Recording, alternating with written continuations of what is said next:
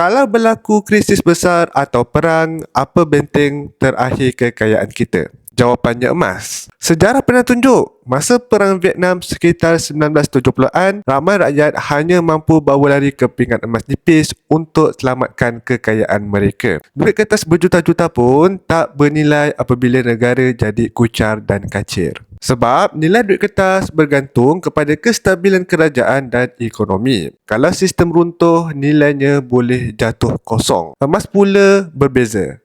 Nilainya terletak pada berat dan ketulinannya, bukan pada jaminan mana-mana pihak. Itulah sebabnya ramai pakar kewangan sarankan simpan sebahagian kekayaan dalam emas, contohnya sekitar 10% sebagai perlindungan. Bukan untuk panik, tapi untuk bersedia. Jadi, bagi sesiapa yang nak mula simpan emas sebagai benteng kekayaan, tuan-puan boleh follow saya ataupun DM saya.